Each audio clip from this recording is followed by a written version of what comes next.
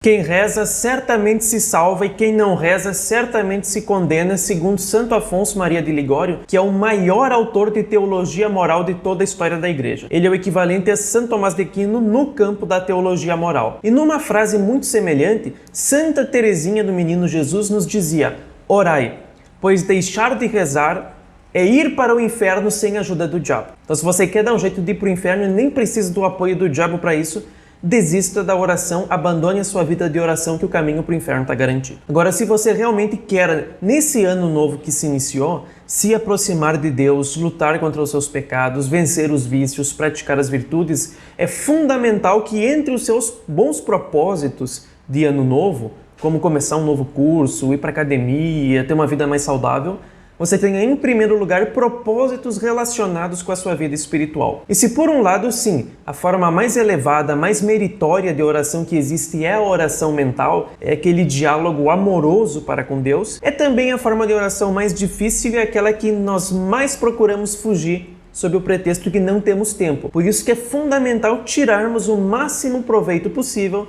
das formas de devoção que envolvem a oração vocal, ou seja, fórmulas de preces, e que também nos colocam numa atitude diante de Deus, de lembrar da sua presença e vão propiciando também, a seu modo, breves momentos de oração mental. Então eu separei aqui algumas devoções que eu recomendo que você escolha uma ou duas delas, não todas, porque não tenta abraçar um mundo que você não vai dar conta. E para ver quais devoções são essas, já deixa o seu like e me acompanha no vídeo de hoje. Salve Maria, meu caro! A primeira devoção que eu vou mencionar aqui, eu vou falar muito de passagem, porque é a única das devoções que eu escolhi que é muito óbvia que eu ia tratar aqui no meu canal, que é o Santo Rosário. É evidente, o Santo Rosário é uma coroa de rosas que nós entregamos à Santíssima Virgem como um sinal do nosso afeto e do nosso amor para com ela. Ele é constituído das preces mais fundamentais do cristianismo, ou seja, o Pai Nosso, a oração com os seus 7 pedidos que foi ensinada por Nosso Senhor Jesus Cristo, e a oração da Ave Maria, ou seja, a saudação angélica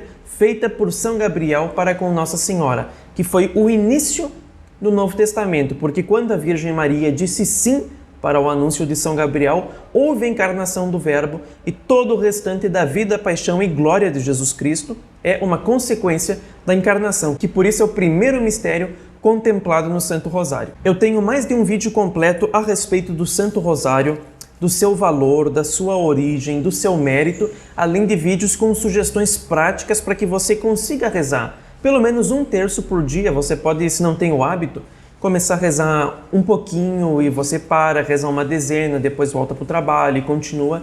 E ao longo do dia você vai adquirindo o hábito do terço e com o passar do tempo do rosário. Se você se considera um grande pecador, alguém que não é digno de se aproximar de Deus, o rosário é a devoção perfeita para você. São Luís Guignon de Montfort, no prólogo do seu clássico O Segredo Admirável do Santíssimo Rosário, nos ensina o seguinte: pecadores, se forem fiéis em recitá-lo devotamente até a morte, apesar da extensão dos seus pecados, creiam, vocês receberão uma coroa de glória que nunca murchará. Ainda que esteja à beira do abismo, ainda que já tenha um pé no inferno, ainda que tenha vendido sua alma ao diabo como um feiticeiro, ainda que seja um herege empedernido e obstinado como um demônio, ele cedo ou tarde convertê-lo-á e salvá-lo-á. Desde que, repito e friso as palavras e os termos do meu conselho, você recitar o Santo Rosário devotamente todos os dias até a morte, a fim de conhecer a verdade e obter a contrição e o perdão de seus pecados. Vereis nessa obra várias histórias de grandes pecadores convertidos pela virtude do Santo Rosário. Leiam-nas para meditá-las. Então fica também aqui uma sugestão, se você quer aprofundar o tema do Rosário, o livro de São Luís Guignon de Montfort e vídeos que vão estar na tela final deste aqui a respeito do tema do Santo Rosário de Nossa Senhora.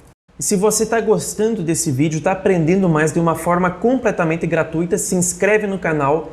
E lembra, toda pessoa que puder fazer um Pix, uma doação para ajudar esse trabalho, que oferece tanto conteúdo de alta qualidade de forma gratuita, que Nossa Senhora o abençoe em dobro, porque se não fosse a ajuda de vocês, não seria viável a manutenção do canal e o esforço que eu coloco aqui no meu canal para entregar conteúdo pura e simplesmente de forma gratuita.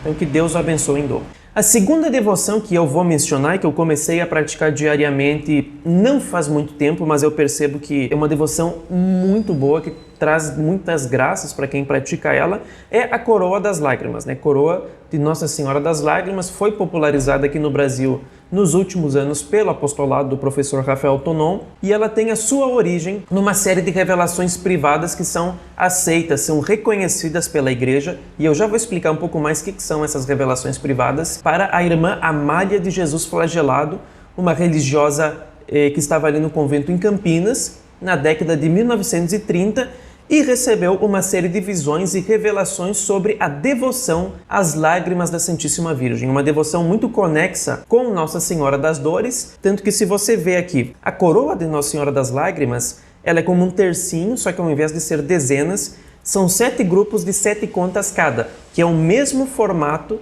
da coroa de Nossa Senhora das Dores, que é praticamente um terço, com 7 grupos de um Pai Nosso e 7 Ave Marias para honrar as 7 dores da Santíssima Virgem Maria.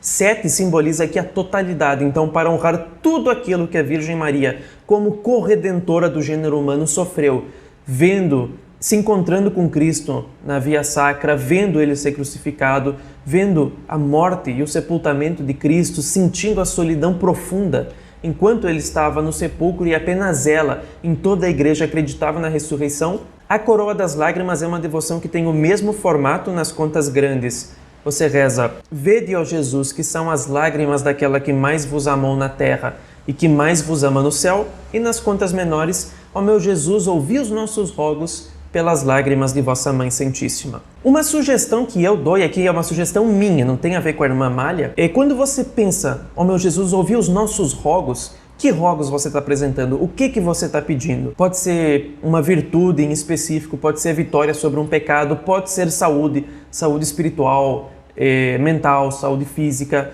pode ser qualquer coisa. Nosso Senhor disse à irmã Amália: minha filha, o que os homens me pedem pelas lágrimas de minha mãe, eu amorosamente concedo. Isso aqui tem que ser entendido do seguinte modo: se nós pedimos para Nosso Senhor Jesus Cristo algo para a nossa santificação, nós temos certeza absoluta que Ele vai conceder. Tudo aquilo que pedirdes ao meu Pai em meu nome, Ele vô-lo concederá. Então, mais castidade, vitória sobre a avareza, vitória sobre a ira, sobre o orgulho, nós vamos conseguir se pedirmos com insistência. Nas questões mais temporais, por exemplo, eu rezo pedindo um novo emprego. Eu devo ter confiança nessa prece? Você deve, mas é uma confiança condicional. Eu peço que Nosso Senhor me conceda esse emprego, esse sucesso, esse empreendimento, seja lá o que for, e eu sei, se isso for para o bem da minha alma e para a glória de Deus, Ele vai conceder. Se não for, Ele vai me dar uma coisa melhor. Esse é o princípio da oração ensinado por Santo Afonso Maria de Ligório. Ninguém que reza sai perdendo. Todos nós saímos melhores do que se não tivéssemos pedido algo, ainda que talvez aquilo que nós vamos receber não seja o que nós queríamos, mas vai ser melhor. Isso é certo. Nossa Senhora também disse à irmã Amália: esta é a coroa das minhas lágrimas. Por meio desta coroa, o demônio será derrotado e o poder do inferno destruído. E como uma das últimas invocações que nós fazemos aqui na medalha: por vossa mansidão divina, ó Jesus maniatado, salvai o mundo do erro que o ameaça. Muitas pessoas que têm essa devoção entendem que esse erro é a revolução, é todo esse processo histórico de revolta contra a ordem cristã na sociedade civil e que um processo que se infiltrou dentro da igreja. Para que o mundo e o Brasil seja livre desse erro e desse processo, nós pedimos, por meio das lágrimas de vossa Mãe Santíssima, que Nosso Senhor Jesus Cristo nos liberte desse mal.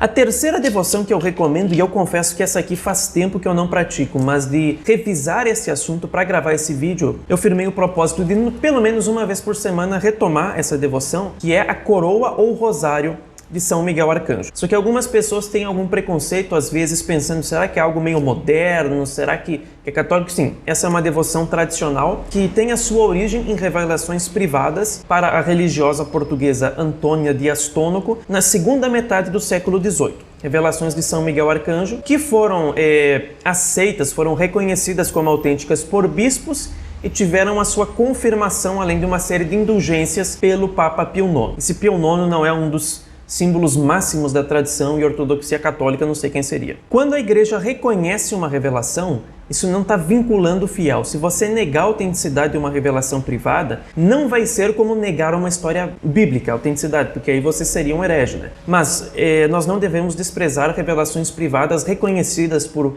papas, por santos, como se fossem meras superstições ou coisas que nós podemos desdenhar. Não, Este reconhecimento significa que não tem nada nela que seja contrária à revelação oficial da Igreja, da Escritura e da tradição de origem apostólica, revelação oficial que se encerrou com o falecimento do último apóstolo, que foi São João Evangelista no ano 100, por volta do ano 100. Então não tem nada contra a revelação oficial e são devoções que nós podemos praticar sem nenhum medo de pecado, superstição, nem nada do gênero. A coroa de São Miguel consiste em uma série de invocações de um oferecimento, um Pai Nosso, 3 Ave Marias e um Glória, para cada um dos 9 coros de anjos. Então nós louvamos São Miguel e os anjos, arcanjos, principados, potestades, virtudes do céu, dominações, tronos, querubins e serafins. Além de louvar também São Gabriel e São Rafael e o nosso anjo da guarda. Na revelação desta devoção, São Miguel disse então à religiosa Antônia: a quem o honrasse desta maneira, antes da Sagrada Comunhão, seria acompanhado à Sagrada Mesa por um anjo de cada um dos 9 coros. E quem a rezasse todos os dias estas 9 saudações, teria a sua assistência e a dos santos anjos durante a sua vida, e que depois da morte São Miguel livraria do purgatório essa pessoa e aos seus parentes, e que através da recitação deste terço se obterão ainda muitas graças nas calamidades públicas, sobretudo nas que envolvem a Igreja Católica. Então, em tempos de calamidade, como nós estamos vendo, só olha a fiducia supplicans, só vê os escândalos promovidos pelo cardeal Túcio, é um momento de reavivar esta devoção da coroa ou rosário de São Miguel Arcanjo.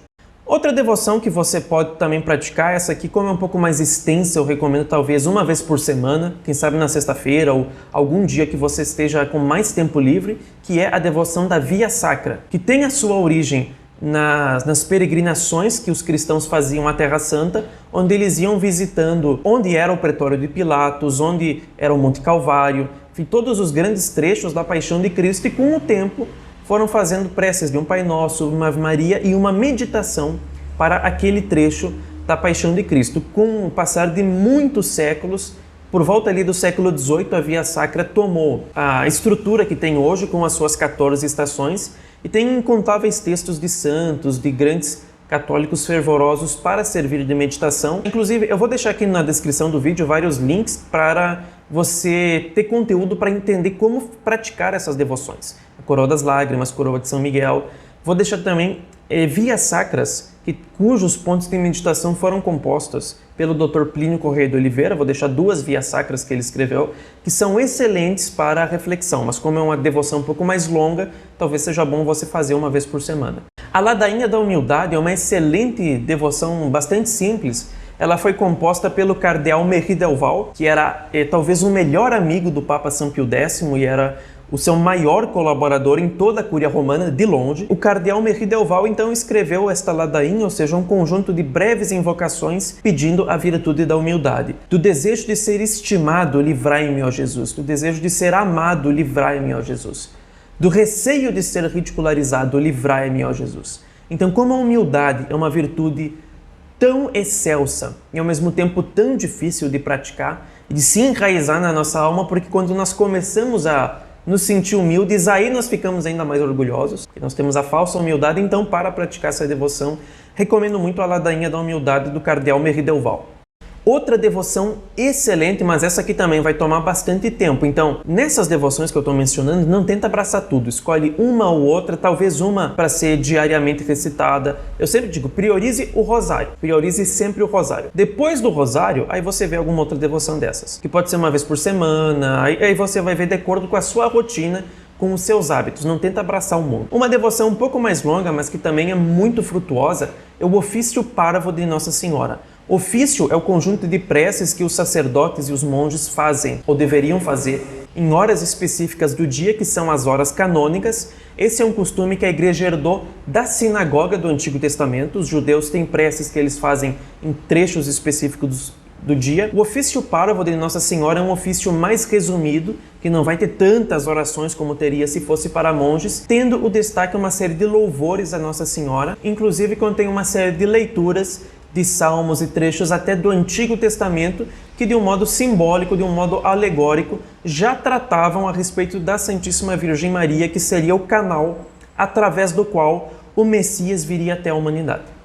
E finalmente, uma última devoção que eu recomendo bastante que você faça, pelo menos uma vez por semana, é o exorcismo de São Miguel Arcanjo. Deixa eu só te explicar para não haver confusões. Exorcismo sobre uma pessoa que está possessa ou que está sofrendo de infestação diabólica é algo que é restrito a um sacerdote, um padre exorcista ou um bispo, que vai então fazer o procedimento oficial da igreja. E isso aqui nenhum leigo deve fazer. Agora, a oração de exorcismo, Exorcismus in Satanandente Angelus Eius Apostaticus, que foi composta pelo Papa Leão XIII depois que ele teve uma visão do demônio voando em torno da cidade de Roma e procurando invadir o papado, invadir a sede da igreja. Leão XIII redigiu esse exorcismo que a título privado qualquer fiel pode recitar, mas não sobre possessos, para ajudar a expulsar, exorcizar a ação, a infestação diabólica que tem ao nosso redor. O Dr. Plínio dizia que nós estamos vivendo o século XIII do demônio, ou seja, o século XIII foi o auge da cristandade. Hoje, o século XXI, que o Dr. Plínio nem chegou a ver, era o apogeu do reino do demônio sobre a terra. Ainda mais, estamos falando do Brasil, que é um país onde você tem muita superstição, muita feitiçaria, muitas pessoas que recorrem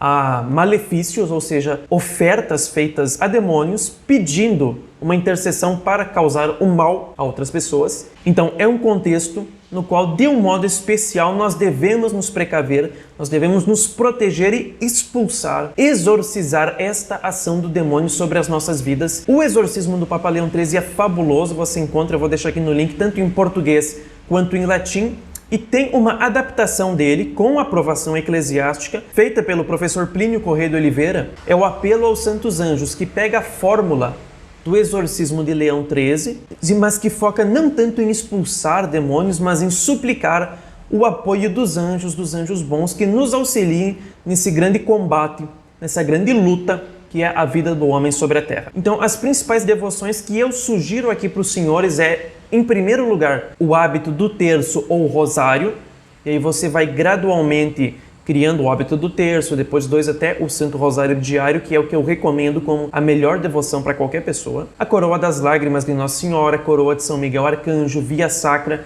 Ladainha da Humildade, Ofício Parvo de Nossa Senhora e o Exorcismo de Leão XIII ou o Apelo aos Anjos, adaptado pelo Dr. Plínio. Naturalmente, nós temos total liberdade de escolher as nossas formas de devoção. Podemos praticar aquela devoção oriental do Combusquine, que é quase como um terço, no qual nós invocamos Senhor Jesus Cristo, Filho de Deus vivo, tende piedade de mim, que sou pecador. Tem incontáveis maneiras de praticar devoções, devoção ao Sagrado Coração de Jesus, devoção a um determinado santo, mas eu procurei aqui mostrar práticas de piedade para você escolher as que mais fazem sentido para o estado da sua vida espiritual hoje e que certamente vão te ajudar nesse novo ano que se inicia a se aproximar mais de Deus e a ter uma vida espiritual mais intensa para cumprir a sua vocação e combater os inimigos externos e internos da Santa Igreja que hoje, infelizmente, comandam o mundo inteiro e comandam, em certo sentido, boa parte da Cúria Romana. Que Deus abençoe e salve Maria Imaculada.